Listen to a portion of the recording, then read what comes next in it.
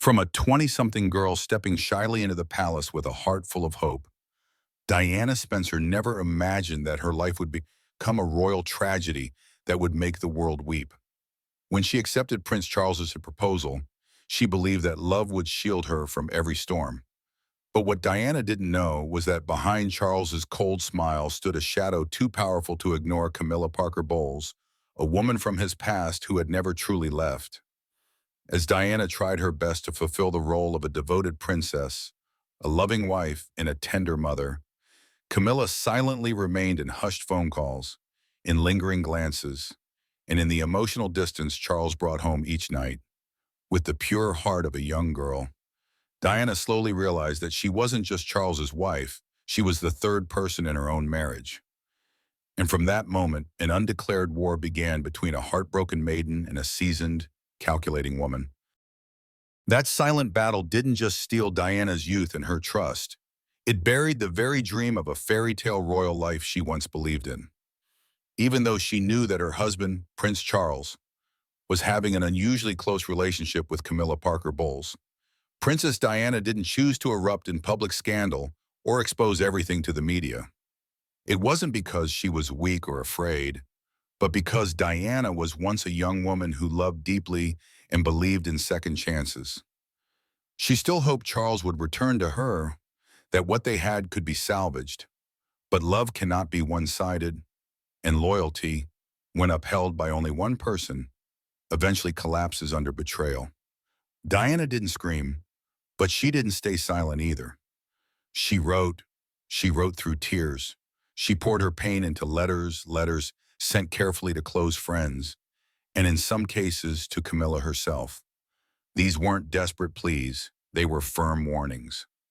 I know who you are in my story with Charles, and I won't be a silent victim forever.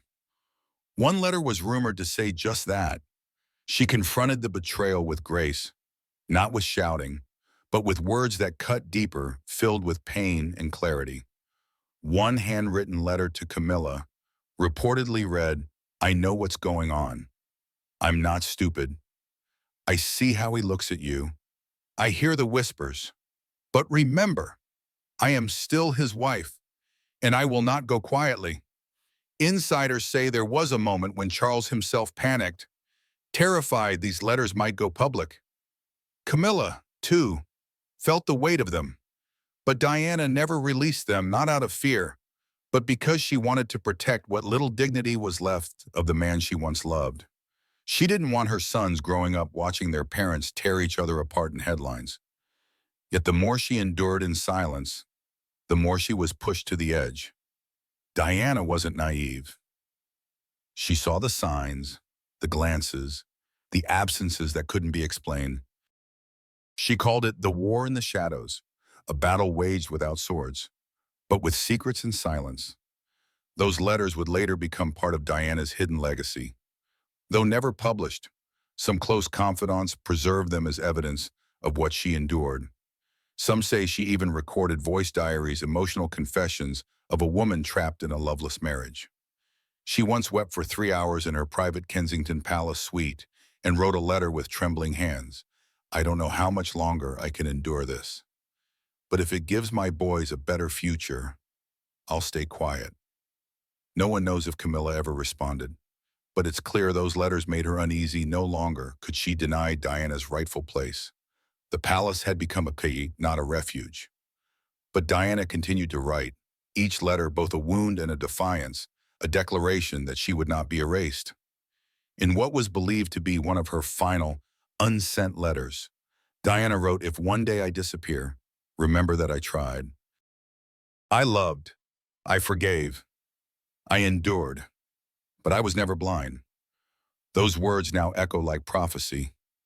Not long after, Diana died in a tragic car crash that shook the world. Her voice was silenced, but her letters remain proof of a woman who fought quietly, fiercely, and with immense dignity. What if I told you Queen Camilla was just caught red-handed destroying the last handwritten letters from Princess Diana? Flames in the palace fireplace, a silk ribbon, a glimpse of Diana's unmistakable handwriting turned to ash. A royal aide walked in, and everything changed. Why now? What was she trying to hide? And who gave the order to silence the past? The monarchy is scrambling. The public is raging. And Diana's memory, it may never be the same again. The day it all changed, it started like any other afternoon in the palace quiet halls, the faint ticking of antique clocks. But in one shadowy corner of Clarence's house, something irreversible was unfolding. A trusted royal aide entered Queen Camilla's private study, expecting silence. But what they saw stopped them cold. Camilla, alone, still, invisibly shaken, was holding a bundle of old letters tied with pale blue silk. The room smelled faintly of lavender and something else smoke. Just moments later, flames licked the inside of the ornate fireplace. Pages curled and blackened.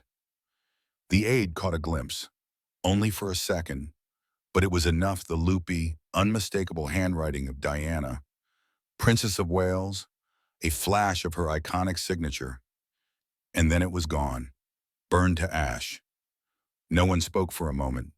Then, quietly, Camilla whispered something the aide couldn't quite hear, but the look in her eyes, guilt or grief, maybe both. Was she haunted by what the letters said, or what they could have revealed later that night? Staff murmured through the halls. One whisper rose above the rest. Did Queen Camilla just erase Diana's final truth? We were told those letters were archived. Why were they with her palace insider? The damage was done, but the mystery was just getting started. If that was just the beginning, what secrets were sealed in those ashes? Hidden correspondence, what was in the letters, now reportedly destroyed, were believed to be written between 1990 and 1997, Diana's final and most turbulent years. Sources say they were deeply personal, not official, not scripted, raw and real, meant for no one but her closest circle.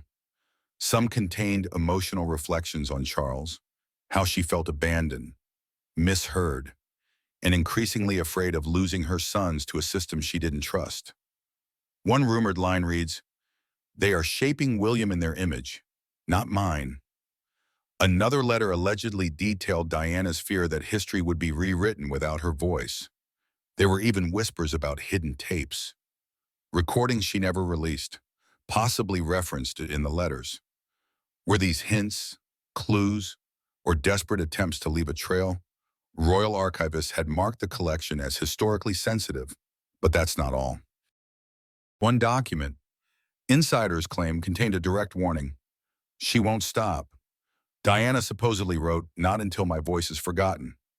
Many believe she was referring to Camilla. There was always tension around Diana's private writings. Now we know why. Royal historian, anonymous. Why were these letters never shown to William and Harry? Were they kept from them or saved for the right moment? But if these words were so dangerous, who caught Camilla in the act? And what exactly did they see? Who found Camilla and what did they see? It happened by accident. A palace aide, tasked with retrieving Queen Elizabeth's memorial journal, walked back early into Camilla's study. The door, unusually ajar. The smell smoky, strange, wrong. Inside, Camilla stood frozen, a few torn envelopes in one hand and a half-burned letter in the other. She turned quickly, startled, defensive, as if she'd been caught mid-confession. Her face pale, her voice low, she reportedly said, "This isn't what it looks like." But the damage was clear. Ashes still smoldered in the hearth. The aide didn't ask questions. They simply left. Within 48 hours, they were transferred to Balmoral without warning, stripped of palace access and reassigned. No explanation, just gone. Sources close to the royal household believe the transfer wasn't random. It was ordered from very high up.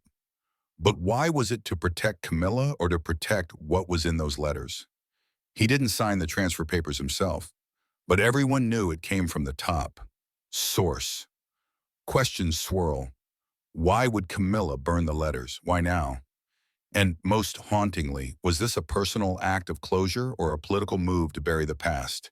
And if someone inside the firm knew, could they have silently authorized this erasure? Or worse, were they behind it? Diana's voice, still threatening after death. Though Diana left this world in 1997, her voice never truly faded.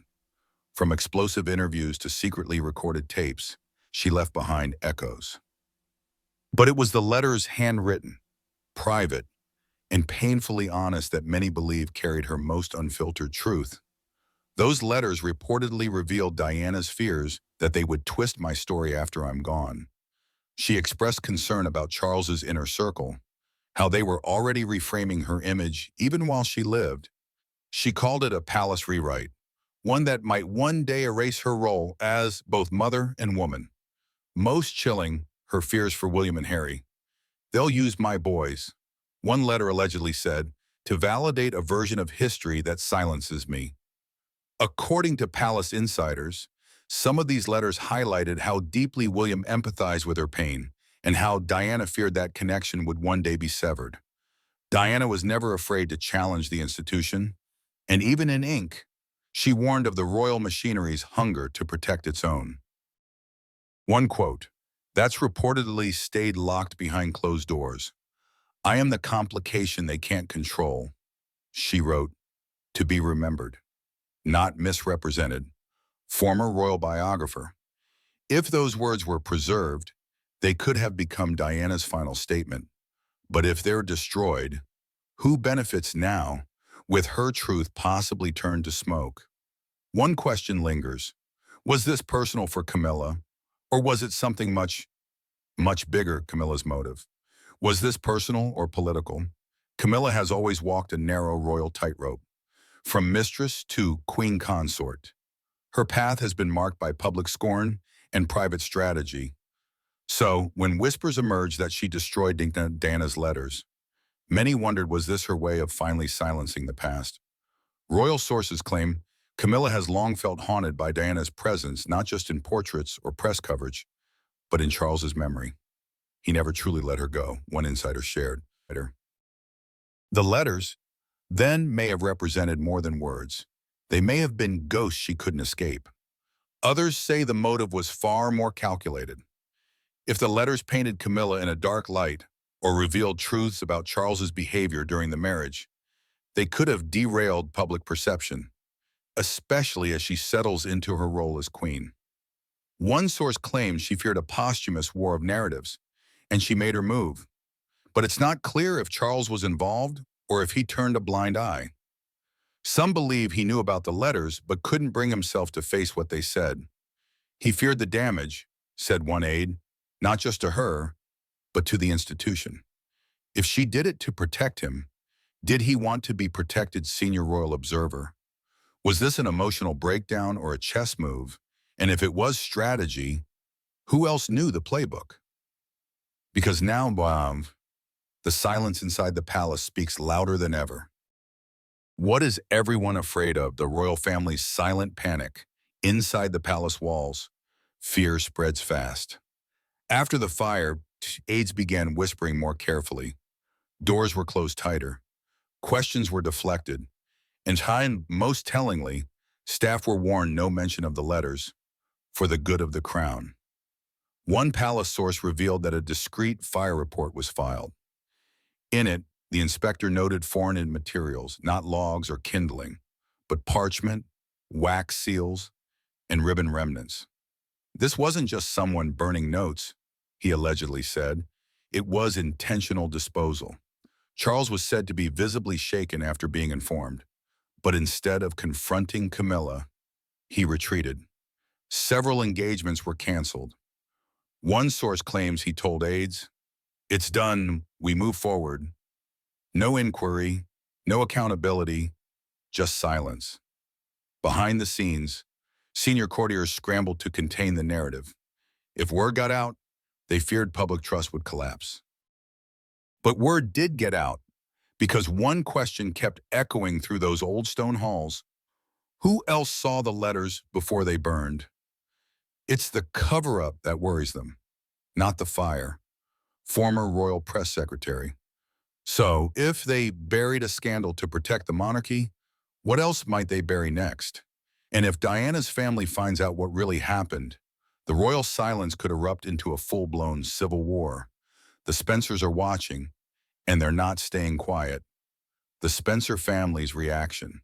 When word reached Althorp, Diana's ancestral home, it wasn't through a formal palace statement.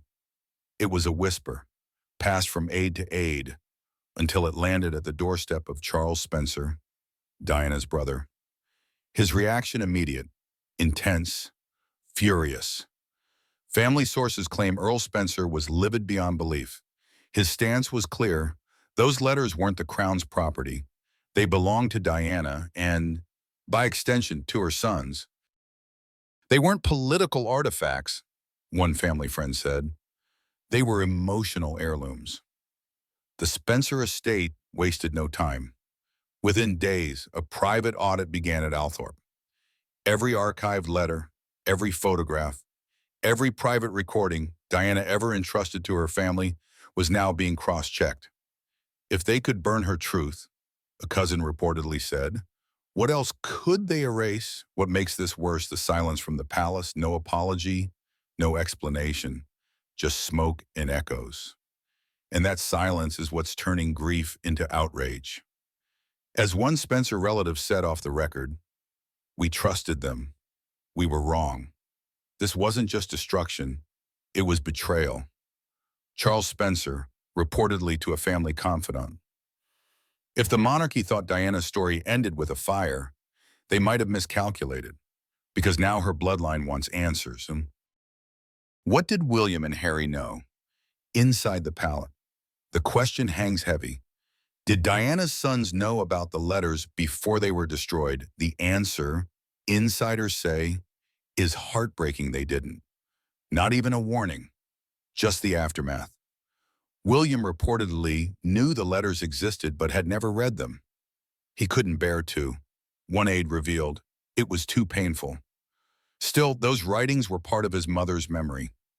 Learning they were burned without his knowledge left him privately devastated. Harry's reaction, much louder. Already estranged from the royal family, he had often spoken about Diana's letters as the only way she could still talk to us. To hear they'd been destroyed, one source close to him said he was livid, furious, betrayed all over again. Neither son was informed, no call, no message, just silence. And now, with the truth smoldering in ash, both brothers face a painful choice: speak up for their mother or protect the crown's image. For William, the future king, the pressure is immense. For Harry, the gloves may be off. She wrote those for us. Now they're gone, and we had no say. Close friend of Prince Harry, and what does this mean for their already fractured relationship with Charles and Camilla? The answer may lie with someone long overlooked, the woman who once protected those letters herself, the royal archivist who disappeared. Her name was Edith Travers, quiet, methodical, and fiercely loyal to royal history. For over a decade, she served as the royal archivist, personally cataloging Diana's letters under strict confidentiality. She was the keeper of secrets until, suddenly, she was gone, just weeks before the fire. Edith retired, no warning, no farewell tour. She simply packed her things and left. Palace insiders say she'd grown increasingly anxious, especially after Camilla began requesting private access to Diana's archives. Edith resisted, then she vanished from her post. What's more chilling, her final email, sent to a former colleague. It read, "Be careful. Diana's truth is in danger. They're not protecting her memory, they're erasing it." Since her retirement, Edith has refused all interview requests. Her home in Wiltshire remains quiet, curtains drawn, calls unanswered. Most, what did Edith know? Did she suspect someone planned to destroy the letters? Or worse, was she pushed out to make it easier? One thing is clear: she believed something was coming, and she didn't trust the palace to stop it. She warned them, and they ignored her. Former staff member, anonymously, if Edith Travers held a copy or knowledge of a second archive, the palace may not have destroyed everything. And that makes her the key to what comes next. Because if a single letter still exists, it could unravel everything. Public reaction, fury, grief, and suspicion. The moment the news leaked, the internet ignited. Hashtags like #Justice for Diana and #letters, not ashes trended across social media platforms in hours. TikTokers began dissecting archived interviews. Reddit threads exploded with conspiracy timelines. And outside Kensington Palace, candles began to flicker as the people mourned not just the princess, but the truth they feel was stolen. Royal watchers and historians didn't hold back. One commentator on live television called it historical vandalism with a royal stamp. Another wrote, Camilla has turned a fireplace into a symbol of fear of erasure. Emotional tributes flooded in, some from people who weren't even alive when Diana passed. Her story once again had struck a nerve. Petitions began piling up, over 500,000 signatures in just 3 days. People demanded transparency, a full investigation, and, if any remain, the public release of all surviving letters. Protesters appeared outside Buckingham Palace, holding signs her truth deserved more than flames. Oral groups planned vigils, marches, and public readings of Diana's surviving quotes. Amid it all, royal trust, already fragile, cracked further. This wasn't just a PR problem. This was a crisis, a reckoning. For many, Diana represented compassion, rebellion, and honesty. If her last words were erased behind palace doors, what message does that send? She spoke from the heart, and now they've silenced her again. Kensington Vigil attendee. But while the people cry out for answers, one man remains silent, and his silence may say more than words ever could. Is Charles protecting Camilla or himself? King Charles hasn't said a word, not during public outings, not to the press, not even, reportedly, to his sons. And behind that silence, a storm of speculation. What does his quiet really mean? Inside palace walls, aides whisper that Charles is deeply conflicted. He's not just a king, he's a husband, a father, and a man who once said Diana was the love of his life. And yet, when the moment came to defend her memory, he said nothing. Some believe he's shielding Camilla out of loyalty. Others think it's guilt. Those close to him describe the atmosphere as tense. William has reportedly distanced himself, canceling several private meetings with his father. Meanwhile, Harry, furious and far away, is said to be considering a public statement. He's done protecting the image, one insider said. Now he wants to protect the truth. Was Charles involved in the decision to destroy the letters? Or did he simply let it happen? Aides say he didn't give the order, but he didn't stop it either. And now that inaction may cost him more than public favor. It could cost him his family's unity. He had a choice: speak for her or stay silent. He chose silence. Palace insider. And if his silence has created a rift between him and his heirs, what else could come undone? Could there be more letters? Diana, ever cautious, was known for duplicating her most sensitive writings. According to her former legal advisor, she kept backups of certain letters and sent others to trusted allies abroad. She knew the stakes. One friend said she was preparing for every outcome, even death. A second collection is rumored to exist, allegedly stored in a safety deposit box in Switzerland under a false name. Another batch may have gone to her personal attorney, who retired quietly in the early 2000s. And then there's the wildest rumor of all: a final, sealed letter Diana wrote just days before her fatal trip to Paris. One royal historian claims to have seen a copy. It's not just emotional, and he said, it's political. She names names, she connects dots. If it's real, it could rewrite royal history. And the question now is, does someone have it? And if so, how long before the world sees it? And here's the real twist. Insiders say that one royal family member, possibly outside the immediate firm, has been quietly searching for those letters. Whether to destroy them or release them, No one knows. The fire may have silenced one voice, but not all of them, not yet. Former royal correspondent. So, is the truth gone or simply waiting to rise from the ashes? A legacy under fire. What happens next? Diana's legacy is once again on the front lines. But this time, not just in memory, not in documentaries or charity galas. This time, it's a battleground of truth versus narrative, memory versus monarchy.